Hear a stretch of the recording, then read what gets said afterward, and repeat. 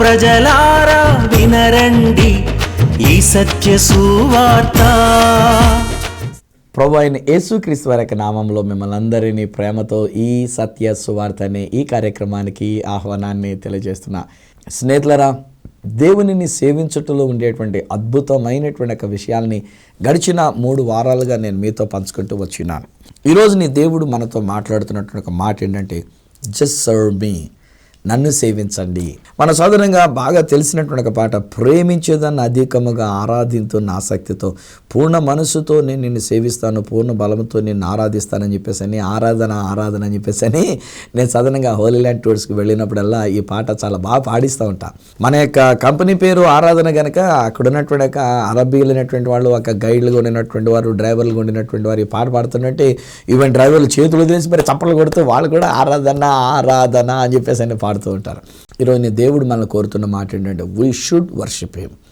Actually ఇజ్రాయేలీల విషయంలో కూడా మనం ఆలోచన చేస్తే స్నేహితులరా, నిర్గమకాండం 3వ అధ్యాయము 11వ వచనం 12వ వచనం దగ్గర దేవుడే యెహోవా మోషేతో మాట్లాడుతున్నప్పుడు అంటాడు, మోషే నువ్వు వెళ్ళి ఆ ఇశ్రాయేలు ప్రజలైనటువంటి వారిని విడుదల కలిగించి నువ్వు తీసుకునిరా, నేను నీకు తోడై ఉంటాను.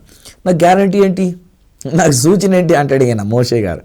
అప్పుడు దేవుడిని యెహోవా సెలవిచ్చిన మాట ఏమంటాడంటే, మీరు ఆ ప్రజలైనటువంటి వారిని మీరు విడుదల చేసిన తర్వాత, ఐగుప్తు దాసత్వం నుంచి విడుదల చేసిన తర్వాత, మీరు ఇదే కొండ దగ్గరికి వచ్చి, దేవుని పర్వతం అని పిలువబడుతున్న సీనాయి పర్వతాల్లో ఉన్న ఈ హోరేబు కొండ దగ్గరికి వచ్చి, ఎక్కడ నన్ను సేవించెదరు, ఇది దేవుడు పలికినటువంటి మాట. సరేనండి, మోషే గారు మళ్ళీ తిరిగి వెనకెళ్ళాడు, ఐగుప్తు దేశానికి వెళ్ళాడు, ఫరో గారి దగ్గరికి వెళ్ళాడు.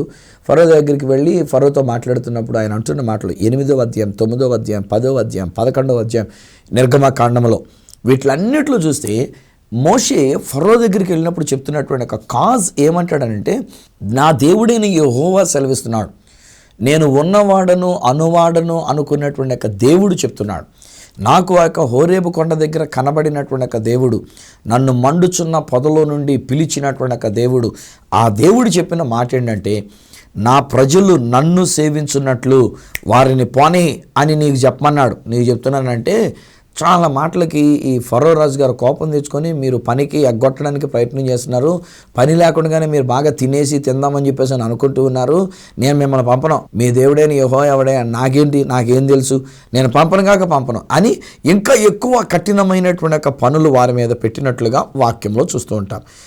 మరలా మోషే గారు వెళ్తాడు, ఇదిగో నిన్ను కలుసుకుని అన్నా, నా దేవుడని యెహోవా సెలవిస్తున్న మాట ఏంటంటే, నా దేవునిని సేవించడానికి 3 దినములంత ప్రయాణం మేము ఎక్కడి నుంచి వెళ్ళి మా యెహోవా దేవుణ్ణి మేము సేవించాలి గనక పోనీ అని చెప్పేసానంటే, మళ్ళీ పోనెవడైనా వీళ్ళిద్దరి మధ్యలో పోరాటం జరుగుతూ ఉంటుంది. అఫ్కోర్స్ ఇందులోనే దేవుడు చేసిన కార్యం ఏంటంటే, తన ప్రజలైనటువంటి ఇశ్రాయేలీలైనటువంటి వారిని బాగా అణచి ఇబ్బంది పెట్టి కష్టపెట్టారు గనక, ఐగుప్తు దేశీయులైనటువంటి వారిని, ఫరో అనబడినటువంటి వాళ్ళకి కొన్ని తెగుళ్ళు వారి మీద పెట్టడానికి దేవుడు తన యొక్క ప్రణాళిక చొప్పున ఫరో రాజు హృదయాన్ని కఠినం చేస్తూ వచ్చాడంట. మధ్యలో అంటాడు కదా, ఫరో రాజు పిలిచి అంటాడు, సరేనయ్యా మోషే అహరోను రండి, సరే మీరు వెళ్తే వెళ్ళండి, ఆ మగవాళ్ళు మీరు వెళ్తే వెళ్ళండి, మీ భార్యల్ని మీ పిల్లల్ని మీకున్న ఆస్తిని అంతా ఎక్కడ విడిచిపెట్టాడంటే, వీళ్ళంటారు నో, అక్కడికి వెళ్ళిన తర్వాత మేము దేనితో ఏ విధంగా మా దేవుడైన యెహోవాని సేవించాలో అది మాకు తెలియదు కనుక, మాకున్న పిల్లలు, మా కుటుంబం, మా భార్యలు, మా ఆస్తి, మాకున్న సమస్తం తీసుకొని మేము వెళ్ళాలి. మరలా కొంతకాలానికి మరలా ఫరో రాజు గారు పిలిచాడు, సరేనయ్యా మీరు వెళ్ళండి, మీ భార్యలు వెళ్ళండి, మీ పిల్లలు వెళ్ళండి, మీ ఆస్తిని ఎక్కడే ఉంచేసి, అనగా మీ యొక్క పశువులు కానీ మీకున్న ఆస్తిపాస్తులు కానీ ఇవన్నీ కూడా ఈ దేశంలో ఉంచేసి మీరు వెళ్ళి మీ దేవుడిని యెహోవాని సేవించుకోండి. నో, అలా కుదరడానికి వీలదు, మేము మాకు కలిగిన సమస్తముతో మేము వెళ్ళి మా దేవుడైన యెహోవాని మేము సేవించాలి. ఇదండి దేవుడు చెప్పినటువంటి ఒక మాట. నా ప్రియ స్నేహితులరా, ఎందుకు అసలు మనం బ్రతుకున్నాం ప్రశ్న వేసుకోండి. ఎందుకు మనం రక్షింపబడ్డాము, ఎందుకు మనం మారు మనసు పొంది బాప్తిస్మం తీసుకొని ఈ రోజున దేవుని యొక్క బిడ్డలంగా, దేవుని యొక్క సంఘములో ఒక సభ్యులంగా మనం ఉంటూ ఉన్నాము? ఎందుకు మనం ఈ రీతిగా ఈ రోజున ఈ కార్యక్రమాన్ని మీరు ఎందుకు చూస్తున్నారు? ఈ టీవీయే ఎందుకు పెట్టుకోవాలి, ఈ ఆరాధన ఛానల్ ఎందుకు పెట్టుకోవాలి? బోల్డ్ అన్ని ఛానల్స్ వస్తున్నాయి, బోల్డ్ అన్ని సీరియల్స్ వస్తున్నాయి, బోల్డ్ అన్ని ధారావాహిక కార్యక్రమాలు వస్తున్నాయి, అవేమన్నా చూడొచ్చు కదా. అలాంటప్పుడు మీరు ఇదే ఎందుకు పెట్టుకొని ఉన్నారు? మీరు దేవుణ్ణి ప్రేమిస్తూ దేవుణ్ణి సేవించడానికి, దేవునిని సేవించడానికి. ఈరోజు నేను చెప్తాను స్నేహితులారా, అసలు ఆ మాటలు నేను చదువుతుంటేనండి గగురుపాటు అనిపిస్తుందండి బాబు నాకేంగాను. ఇశ్రాయేలు ప్రజలైనటువంటి వారిని ఐగుప్తు దాసత్వంలో నుంచి, బానిసత్వంలో నుంచి విడుదల కలిగించడానికి గల బలీయమైనటువంటి ఒక కారణం ఏమిటంటే, ఈ ఇశ్రాయేలు ప్రజలు ఐగుప్తుల నుంచి బయటకు వచ్చి అరణ్యంలోనికి వచ్చి సీనాయి ప్రదేశానికి వచ్చి, ఈ సీనాయి ప్రదేశంలో ఉన్నటువంటి ఒక హోరేబు కొండ దగ్గరకు వచ్చి ఇక్కడ దేవునిని సేవించాలి. ఏం జరిగిందో తెలుసా అండి? ఇశ్రాయేలు మనకంటే పెద్ద గనులేమి కాదని బాబు, మనకంటే పెద్ద ఇదే కాను వాళ్ళు మనకంటే మనం ఏదో అనుకుంటాం కానండి, మనకంటే ఇంకా దేవుణ్ణి మాటి మాటికి విసిగించిన వాళ్ళే వాళ్ళకంటే నిజాన్ని చెప్పాలంటే మనమే గనులు అనుకోవాలి నేను. అందుకే ఈ రోజు నేను ఇజ్రాయెల్ దేశాన్ని తీసుకుని వెళ్తున్నాను. నేను ఈ మాట చెప్తున్నాను, వాళ్ళకంటే మనం గనులు. ఎందుకంటే వాళ్ళు ఒక గొర్రెపిల్ల రక్తాన్ని చిందించి వాళ్ళు ఐగుప్తు దేశం నుంచి విడుదల పొందుకున్నారు. మరి మనకే యేసు ప్రభు అనేటువంటి దేవుని గొర్రెపిల్ల యొక్క రక్తం వల్ల మనం విడుదల పొందుకుని ఉన్నాం. వాళ్ళకి మామూలుగా బండల నుంచి నీళ్ళు ఇచ్చాడు, వాళ్ళకి మామూలుగా మన్నా అనేటువంటి ఆహారాన్ని కురిపించాడు. మన్నా తిన్నగానే వాళ్ళు చచ్చిపోయారని చెప్పేసి బైబిల్ చెప్తుంది. మనకే మన ప్రభు అయిన యేసు క్రీస్తు వారే మన జీవాహారమై ఉన్నారు. మన ప్రభు అయిన యేసు క్రీస్తు అనే బండలో నుండి వచ్చే జీవ జలం అనేటువంటిది మనం త్రాగడం జరిగింది. అబ్బా ఇలా చెప్పుకుంటూ వెళ్తే అందుకనే నిజాన్ని చెప్పాలంటే వాళ్ళకంటే ఆధ్యాత్మిక విషయంలో మనం గనులో, కొన్ని విషయాలలో పాపం చేయడంలో, సనగటంలో, ఇలాంటి విషయాల్లో మనకంటే గనులు వాళ్ళే. ఏం జరిగిందండి? ఎదురుగుండగా ఎర్ర సముద్రం కనబడి సనగడం మొదలుపెట్టారు. ఏమయ్యా మమ్మల్ని ఇక్కడ చంపడం తీసుకొచ్చావా మోషే, మేము దేవుని సేవించడానికి అని చెప్పి తీసుకొచ్చావు, ఇక్కడ ఎర్ర సముద్రం అడ్డొచ్చింది, వెనకాల చూస్తే ఫరోస్ అని మేము తరుముకుంటూ వచ్చేస్తుంది, ఏం చేయమంటే ఇప్పుడు మమ్మల్ని కోప్పడితే అప్పుడు దేవునికి మొరపెట్టాడు మోషే గారు. దేవుడు అంటాడు కదా, నీ చేయి చాపనైనా నీకెందుకు, డోంట్ వరీ, సాగిపోమని చెప్పు, వాళ్ళు అలా సాగిపోతారు అని చెప్పేసి అంటే సాగిపోయారు. 6 నెలలను సాగిపోయారు. యువతలకు వచ్చారో లేదో, మేము ఆ అరణ్య ప్రదేశంలో మేము తీసుకుని వెళ్ళేటప్పుడు మారా అనే చోటుకి తీసుకుని వెళ్తామండి. మారా దగ్గర దిగుతాం. అక్కడ మారా దగ్గర కొన్ని బావులు ఉంటాయి. ఆ బావుల గురించి, ఆ మారా అనేటువంటి ప్రదేశం గురించి బైబిల్లో చెప్తున్న మాట నిర్గమాకాండం 15వ అధ్యాయం దగ్గర ఏమంటాడంటే, ఆ నీళ్లు చేదైనవి. తత్ఫలితం ఈ ఇశ్రాయేలు ప్రజలు ఏం చేసి తెలుసండి, మోషే మీద సరిగారు. అరే దేవుడు ఏమంటాడు, నన్ను సేవించడానికి రండి రా బాబు అని దేవుడు చెప్తే, ఈ ఇశ్రాయేలు ప్రజలైనటువంటి వారు నీళ్లు చేదుగా ఉన్నాయని మోషే గారి మీద సనిగారు. మళ్ళీ అక్కడ అదే మాట్లాడారు, మమ్మల్ని సావడం తెచ్చావా, మమ్మల్ని సావడం తెచ్చావు. వాళ్ళు సనుగులు ఎంతసేపు సావా చావా చావా, ఇదే వాళ్ళ బతుకు. నేను మాట్లాడుతున్న మాట కొంతమంది మీరు అలాగే మాట్లాడుతున్నారు. నేను ఊరుకోని మిమ్మల్ని, మీరు అలా మాట్లాడకూడదు.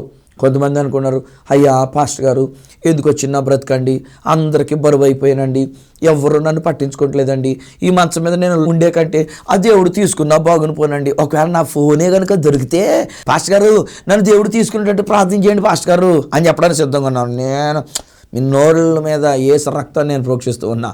అలాంటి మాట మాట్లాడకూడదు. చచ్చిపోవాలన్న మాట మాట్లాడకూడదండి. ఏమండి మీరు మంచం మీద ఉంటే మాత్రం సేవ చేయలేరు అనుకున్నారా? నేను మనసులో దిట్టవ చేసుకొని ఉన్నా. ఒకవేళ ఏదైనా పరిస్థితిని బట్టి నేను ఒకవేళ కనుక ఏదైనా మంచం మీద ఉండాల్సిన పరిస్థితి వస్తే మంచం మీద నుండినే ప్రార్థన చేసుకుంటూ ఉంటా, మంచం మీద ఉండే దేవుని స్తుతించుకుంటూ ఉంటా. ఒకవేళ మంచం మీద ఉండే నేను మాట్లాడవలసిన మాటలు మాట్లాడుతుంటాను, నా దగ్గరకు వచ్చిన వాళ్ళకి పలకరించి వాళ్ళకి నేను సువార్త ప్రకటిస్తా. అంతే తప్ప మంచం మీద ఉన్నాను ఇంకెందుకు ప్రభావం నన్ను తీసేసుకున్నాయినా, దేవుడు నన్ను తీసేసుకున్నాయినా, ఈ మాటలు నేను అసలు సస్యంలో నేను పలకనండి. ఆయన సమయం ఉంది, ఆయన సమయం వచ్చినప్పుడు ఎలాగా నన్ను ఆయన దగ్గర తీసుకొని వెళ్తాడు. అది ఆయన చిత్తం, ఆయన టైం ఆయన పెట్టుకున్నాడు. సో ఈలోగా చావాలని నేను ఎందుకు అనుకోవాలి? ఇశ్రాయేలు ప్రజలు అదే సనుగుడు, మేము సావడానికి తెచ్చామంటాయి మమ్మల్ని ఇక్కడికి, మాకు నీళ్ళు లేవు, ఈ నీళ్ళు ఎంత చేదుగా ఉన్నాయి, ఈ నీళ్ళు తాగి మేము సత్తాం, ఏమైపోతాం అని చెప్పేసి అంటే వాళ్ళు సనగడం మొదలుపెట్టారు. మళ్ళా తర్వాత నిర్గమకాండం 16వ అధ్యాయం దగ్గరికి వచ్చేసరికల్లా ఆహారం అయిపోయింది. వాళ్ళు ఐగుప్తులు తెచ్చుకున్నటువంటి వంకాయలు అయిపోయినాయి, కీరకాయలు అయిపోయినాయి, అక్కడున్న చేపలు అయిపోయినాయి, అక్కడున్న మాంసం అయిపోయింది. ఇక ఎక్కడి నుంచి మళ్ళీ మోషే గారి దగ్గరకు వచ్చి సనగడం మొదలుపెట్టారు. మోషే మాకు ఆహారం లేకుండా అరణ్యంలో సావడానికి తెచ్చామంటాయా అని చెప్పేసి అని మళ్ళా సనగడం మొదలుపెట్టారు. బహుశా అక్కడ దేశంలో కూడానండి ఆ ఐగుప్తులు నేను చూస్తాను కదా, ఒక్కొక్కసారి వాళ్ళు దెబ్బలాడుకున్నప్పుడు చూడాలి, చేతులు ఆడుతుంటారు. నేను ఆ బస్సులో చూసినప్పుడు ఏదైనా బస్సుకి ఆటోకమైనా లేకపోతే ఎవరైనా ఏదైనా గొడవ వచ్చినా వాళ్ళు చేతులలో కొట్టేసి ఇలా ఆడేసేసి ఏం చేస్తామని చెప్పాలంటే నేను అనుకుంటాం, రే ఆటోలకు లాగి లీటర్ ఇలా దెబ్బలాడుకుంటారని చెప్పేసి అని అనుకుంటా. సో బహుశా మోషే గారి మీద ఎలా సనిగారో, ఎలాంటి యాక్షన్ చేశారో మోషే గారి దగ్గరకు చెప్తున్నప్పుడు అంటారు కదా, మేము ఇక్కడ చావడానికి తెచ్చామంటాయా, నీళ్లు లేవు మాకు, ఆహారం లేదు మాకు అని వాళ్ళు సనగటం మొదలుపెట్టినాడు. దేవుడు ఏమన్నాడు? నన్ను సేవించడానికి హోరేబు కొండ దగ్గరికి రండి అని దేవుడు చెప్పాడు కదా.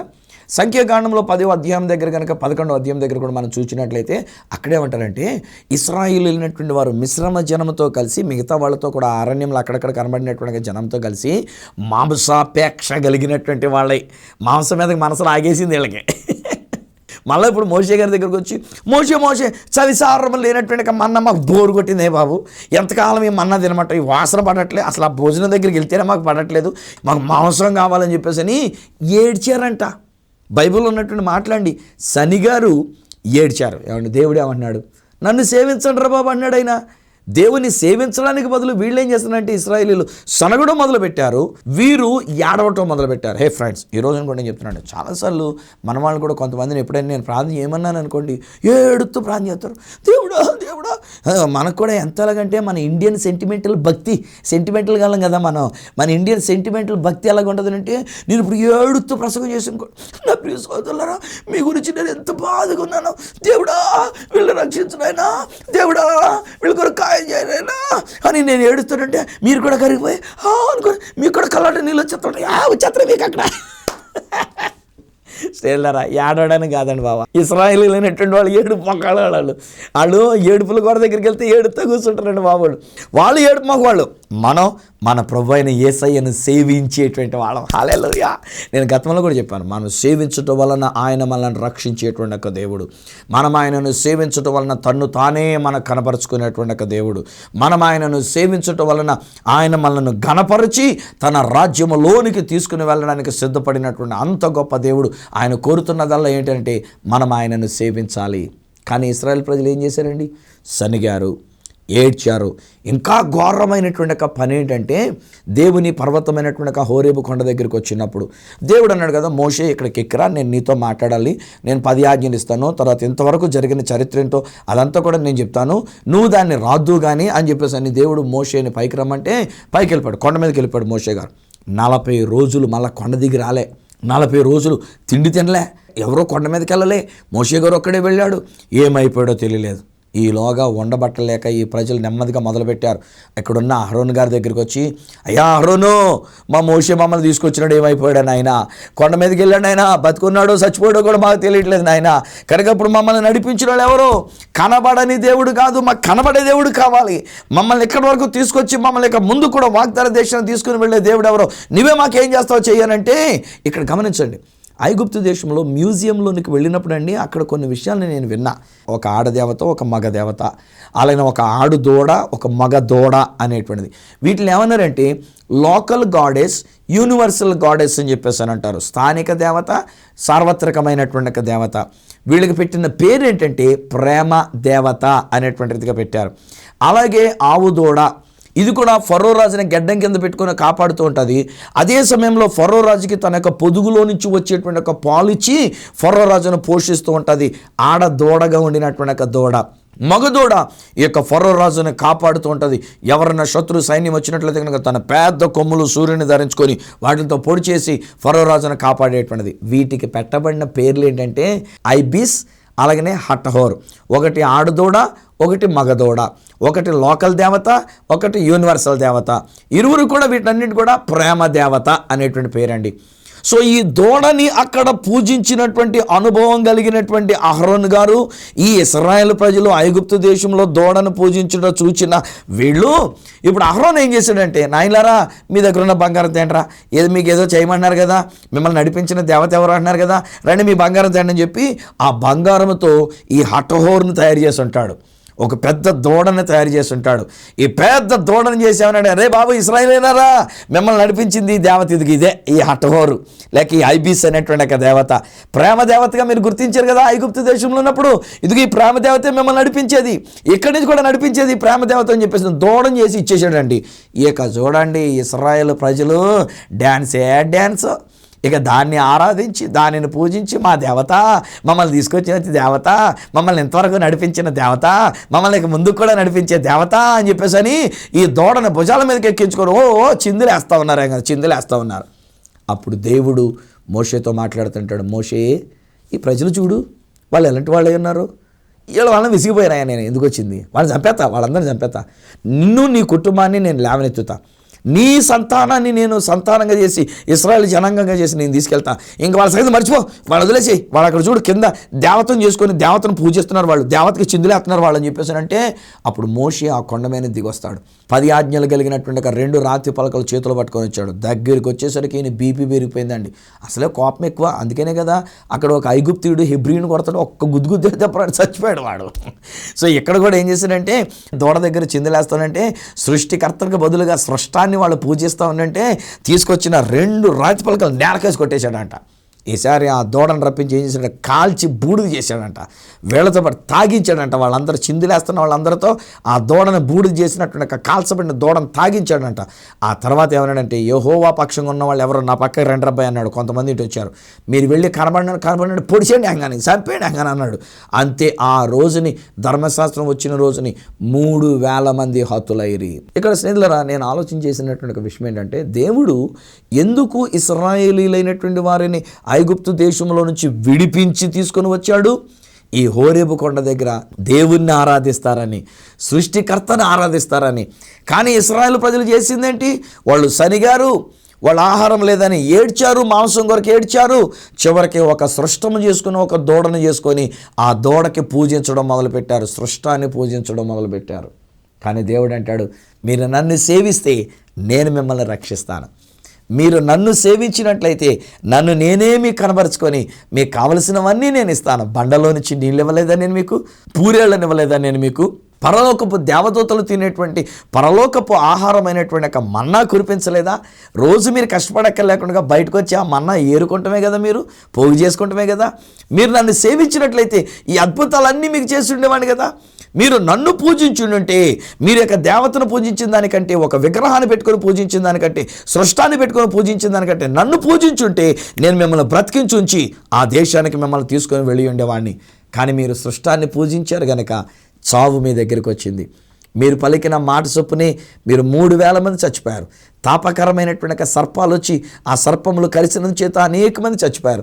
చివరికి వాగ్దత్త దేశంలోనికి వెళ్ళే టైం వచ్చేసరికి బయలుదేరిన 40 సంవత్సరాలు పైబడినటువంటి వారిలో ఈవెన్ మోషే గారు కూడా ఒకనొక సమయంలో దేవుని మాటను ఉల్లంఘించి మాట్లాడమంటే బండతో ఈయన కొట్టాడు గనక ఆ నెబో కొండ మీద ఆయన కూడా చచ్చిపోతే మిగిలిన ఇద్దరండి యెహోషువ, కాలేబ్ అనేటువంటి వాళ్ళు 40 సంవత్సరాలు పైబడి అక్కడి నుంచి బయలుదేరినటువంటి వారిలో మిగిలినటువంటి వాళ్ళు. మిగతా వాళ్ళందరూ ఉన్నారు, చాలా లక్షల మంది వచ్చారు వాగ్దత్త దేశంలోని. కానీ 60 సంవత్సరాల లోపు ఉన్నవాళ్ళు, ఎందుకంటే 20 సంవత్సరాల వయసు కలిగి మార్గమధ్యంలో పుట్టినటువంటి వారు మాత్రమే, మిగిలిన పైబడ్డ వాళ్ళందరూ అరణ్యంలో రాలిపోయినటువంటి వారు. ఈరోజు నా ప్రియ స్నేహితులారా, దేవుడు మనల్ని కూడా కోరుతున్న మాట ఏంటంటే మనం ప్రభువుని మనం సేవించాలి. సరే, నెబో కొండ దగ్గర మోషే గారు కూడా ఆయన అయిపోయాడు, దేవుని యొక్క మాట చొప్పున ఆయన చనిపోయాడు. ఇప్పుడు యెహోషువతో దేవుడు మాట్లాడుతుంటాడు, యెహోషువా, నేను మోషేకి తోడై ఉన్నట్టుగా నీకును నేను తోడై ఉంటాను. నీవు నిబ్బరము కలిగి ధైర్యం కొండు, కుడికి కానీ ఎడమకు కానీ తొలగిపోవద్దు. నేను చెప్పిన ధర్మశాస్త్ర గ్రంథము నుండి, నేను చెప్పినటువంటి లేఖనముల నుండి, నేను చెప్పిన ఆజ్ఞల నుంచి నువ్వు ఇటు అటు తొలగిపోవద్దు. నా ఆజ్ఞలు పాటిస్తూ నువ్వు నా మాట ప్రకారంగా నువ్వు నడుచుకున్నట్లయితే ఈ ఇశ్రాయేలు ప్రజలైనటువంటి వారి యొక్క వాగ్దత్త దేశంలోనికి నువ్వు తీసుకొని వెళ్ళగలుగుతావు. యోర్దాను నది దాటారు. ఇక్కడ యోర్దాను నది దాటిన తర్వాత యెరికో పట్టణాన్ని వాళ్ళు స్వాధీనం చేసుకునే దానికి ముందు ఇప్పుడు యెహోషువ మాట్లాడుతూ అంటున్నాడు. స్వాధీనం చేసుకున్న తర్వాతనే యెహోషువ అనేటువంటి ఆయన ఇశ్రాయేల్ ప్రజలైనటువంటి వారితో వారికి వాగ్దాన భూమిని పంచి ఇచ్చిన తర్వాత వారితో మాట్లాడుతున్నటువంటి మాట యెహోషువ గ్రంథం 24వ అధ్యాయంలో అక్కడ యెహోషువ మాట్లాడుతుంటాడు. అయ్యలారా, అందరూ నా మాట వినండి. మీరు యోర్దాను అద్దరని ఐగుప్తు దేశంలో ఉన్నప్పుడు హఠహోర్నే పూజించారో, ఐబిస్నే పూజించారో, ఏ దేవతల్నే పూజించారో, ఏ విధంగా మీరు సనిగారో, దేవునిని సేవించడానికి బదులు మీరు ఏ విధంగా వేటిని సేవించారో, ఐగుప్తు దేశంలో ఉన్నటువంటి విగ్రహారాధన ప్రకారంగా అక్కడ ఉన్నటువంటి బొమ్మల్ని, పురుగుల్ని, వీటిల్ని పూజించిన ప్రకారంగా మీరు యోర్దాను నది అవతల వేటిని పూజించారో అది మీ ఇష్టం. ఈరోజు నేను ఒక మాట చెప్తున్నాను అంటాడు యెహోషువ, నేను నా ఇంటి వారును యెహోవానే సేవించదము. వా, ఎంత రోషం, పౌరుషము కలిగినటువంటి నిర్ణయం అండి, తీర్మానం అండి. హై ఫ్రెండ్స్, ఈరోజు చేతులు జోడించి నేను మీకు మనవి చేస్తున్నా, ప్రభు రాకడ చాలా సమీపించిన కడవరి దినాల్లో మనం ఉండి ఉన్నాం. ప్రభు త్వరగా వచ్చేస్తున్నారు. ఈలోగా మనం ఒకవేళ సృష్టాన్ని పూజించినట్టుగా ఏ సేవకుని పూజిస్తూ ఉన్నామా? సృష్టాన్ని పూజించినట్టుగా ఏ బోధకుని పూజిస్తూ ఉన్నామా? సృష్టాన్ని పూజించినట్టుగా మన వస్తువుల్ని, మన ఇంటిని, మనకు ఆస్తిపాస్తుల్ని, మనకు కలిగినటువంటి వాటిని వీటిని పూజిస్తూ ఉన్నామా? సృష్టాన్ని పూజించినట్టుగా మనకు ఉద్యోగాన్ని, మనకు పనులను, మనకు ఉద్యోగ ధర్మాన్ని మనం పూజిస్తూ ఉండి ఉన్నామా? దేవుని కంటే అధికమైనటువంటి స్థానం ఈ భూమి మీద ఉన్నటువంటి వాటి మీద ఒకవేళ మనం ఇస్తూ ఉన్నామా? ఈరోజు యెహోషువ మనకు సవాల్ చేసి చెప్తూ ఉన్నాడు. 3 వారాలుగా నేను మీతో చెప్తున్నట్లుగా మనం ఆయనను సేవించడం వల్ల జరిగేటువంటి మేలు నేను మీతో పంచుకున్నట్లుగా ఆయన మనల్ని రక్షించడానికి సమర్థుడు. అగ్ని గుండంలోంచి రక్షించడానికి సమర్థుడు. సింహాల బోనులోంచి రక్షించడానికి సమర్థుడు. ఆయన తను తానే మనకు కనబరుచుకొని ఆయన మన ప్రతి అక్కర్లను తీర్చగలిగినటువంటి దేవుడు. మనం ఆయనను సేవిస్తూ ఉన్నప్పుడు ఆయన ఉండేటువంటి పరలోక రాజ్యానికి, వాగ్దాన దేశానికి తీసుకుని వెళ్ళడానికి సమర్థుడు. ఆయన లేచి నిలబడి మనల్ని ఘనపరిచి ఆయన మనల్ని ఇంత చక్కనైనటువంటి ఆహ్వానించడానికి ఆయన సంసిద్ధంగా ఉండినాడు. బట్ ద క్వశ్చన్ ఈస్, ఎవరిని సేవిస్తున్నారు? మిమ్మల్ని నేను అడుగుతున్నాను. ఫ్రెండ్, నా ప్రియ స్నేహితులారా, మిమ్మల్ని ఈరోజు నేను ఈ ప్రశ్న అడుగుతున్నాను. ఎవరిని సేవిస్తున్నాం మనం? సృష్టాన్ని సేవిస్తున్నామా? బొమ్మలు చేసుకొని సేవిస్తున్నామా? మనుషులను సేవిస్తున్నామా? బోధకులను సేవిస్తున్నామా? టీవీ స్టార్లను సేవిస్తూ ఉన్నామా? లేక మన యొక్క ఉద్యోగాల్ని, మన వస్తువులను సేవిస్తున్నామా? లేక మనల్ని ఈ విధంగా రక్షించి విడిపించి ఐగుప్తు అనే దాసత్వంలో నుంచి, పాపం అనే బంధకాల నుంచి విడిపించి తన ప్రియ కుమారుడైన యేసు రక్తము చేత మనల్ని కడిగి పవిత్రపరిచి మన అక్కర్లన్నీ తీర్చిన ఆ దేవాతి దేవునిని మనం సేవిస్తున్నామా? యెహోషువ అంటాడు, మీరు ఎవరిని సేవిస్తారో మీరు కోరుకుంటారు. అబ్బాయి, మీరు ఎవరిని సేవించాలనుకుంటే మీరు ఎవరిని సేవించాలనుకుంటారో మీరు చేసుకోండి. దేవుడు ఎంతవరకు మిమ్మల్ని తీసుకుని వచ్చాడు. వాగ్దత్త దేశంలో కూడా మిమ్మల్ని అడుగుపెట్టాడు. మీ కొరకు ఇవ్వవలసినటువంటి స్థలాన్ని దేవుడు మీకు ఇచ్చినాడు. మీరేం చేస్తారో మీరు నిర్ణయం చేసుకోండి.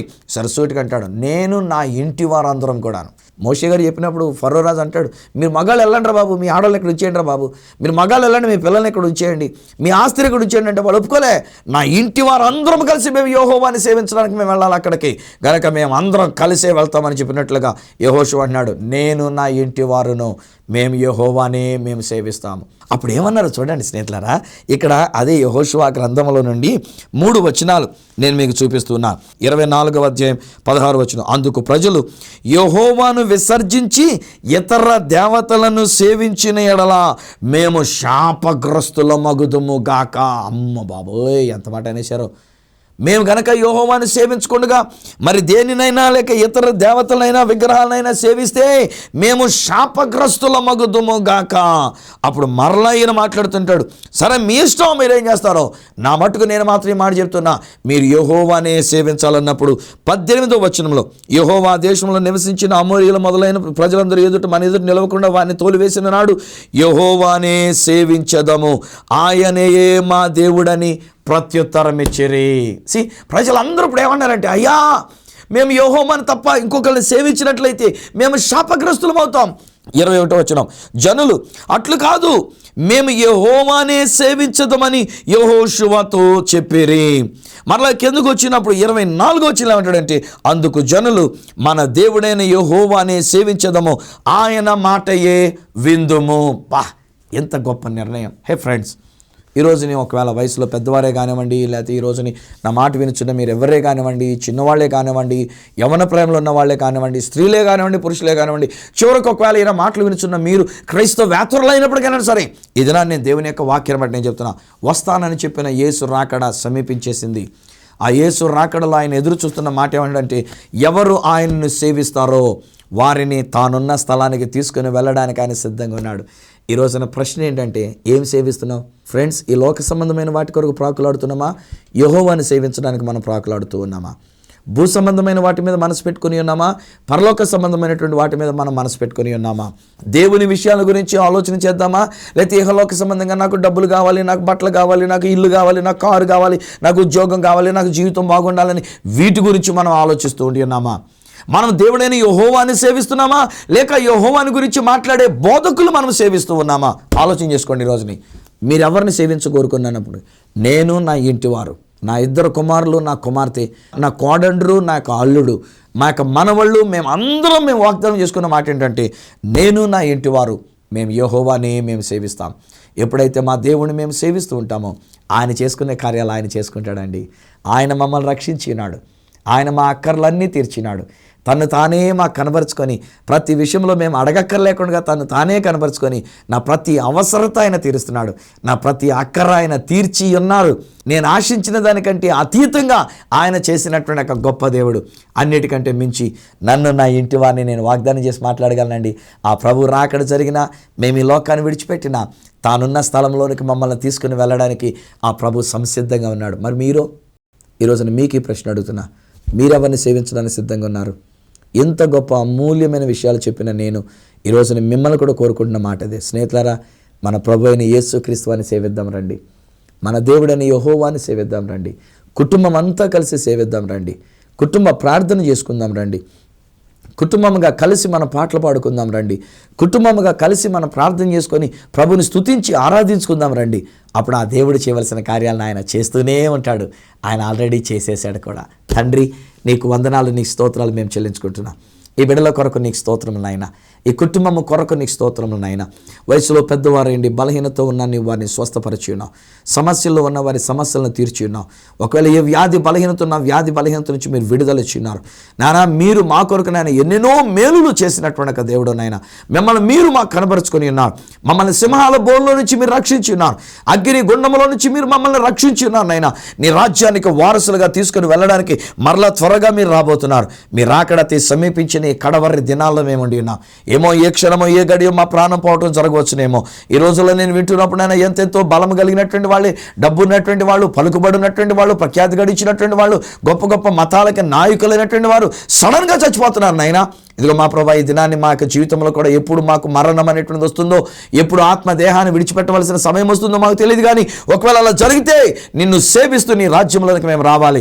ఒకవేళ నీ రాకడే కనుక జరిగితే మీరు చేతులు చాపి మమ్మల్ని కౌగలించుకొని ఎత్తుకొని ముద్దు పెట్టుకొని తీసుకొని వెళ్తున్నా ఆ రాజ్యంలోనికి మేము రావాలి. ఈ కుటుంబాన్ని నేను దీవిస్తున్నా, ఈ బిడ్డలను నేను దీవిస్తున్నా, ఈ పెద్దవారిని నేను ఆశీర్వదిస్తున్నా, వారి బిడ్డలను నేను ఆశీర్వదిస్తున్నా. నాయన, వారు నిన్ను సేవిస్తుంటాడుగా, నిన్ను సేవించడానికి మనస్సు కలిగి ఉంటాడుగా, నీ ఆశీర్వాదం వెంబడి ఆశీర్వాదం వీరి మీద కుమ్మరిస్తున్నందుకు నీకు స్తోత్రములు నాయన. నీ బిడ్డలను వారిని తీర్చిదిద్ది వాగ్దత్త దేశానికి ఇశ్రాయేలును తీసుకుని వెళ్ళినట్లుగా మమ్మల్ని కూడా నాయన నీ యొక్క సిద్ధపరిచిన పరలోక రాజ్యానికి తీసుకుని వెళ్ళడానికి మీరు త్వరగా రాబోతున్నందుకు నీకు స్తోత్రాలు చెల్లించుకుంటూ వీరిని నీ చేతులకు అప్పగిస్తున్నా. నో మ్యాటర్ వాట్, ఏది ఏమైనా, ఎలాంటి పరిస్థితులు ఎదుర్కొన్నా నిన్ను సేవించటం వీరు మానకూడదు. ఎలాంటి శాసనములు వచ్చినా, ఎలాంటి సింహాలు ఎదురయ్యున్నా, ఎలాంటి అగ్ని గుండం వంటి శ్రమ మాకు ఎదురయ్యున్నా నిన్ను సేవించడం మేము మానకూడదు నాయన. ఈ బిడ్డలను నీ చేతిలో పెడుతున్నాను. నీ అగ్నితో నేను ముద్ర వేస్తున్నా, నీ పరిశుద్ధాత్మతో నేను ముద్ర వేస్తున్నా, నీ యొక్క రక్తముతో నేను ముద్ర వేస్తున్నా.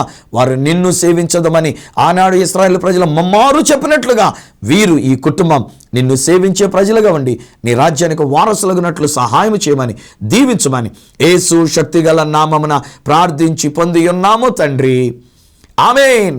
తండ్రి, కుమార, పరిశుద్ధాత్మలను దేవదేవుని దీవెన ఆశీర్వాదం ఆయన బిడ్డలుగా మీకు, మీ కుటుంబానికి, మీరు ఆ ప్రభువునే సేవించడానికి తీర్మానించుకున్న ప్రకారం సకల దీవెనలు మీపై దిగివచ్చినట్లు సదా మీకు తోడయండి, మిమ్మల్ని ఆశీర్వదించి నడిపించును గాక.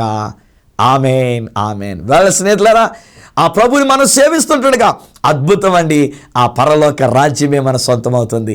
మనల్ని దేవుడు ఆ రాజ్యంలోనికి తీసుకుని వెళ్తున్నాడు. ఈ లోకం శాశ్వతం కాదు, ఈ జీవితం శాశ్వతం కాదు.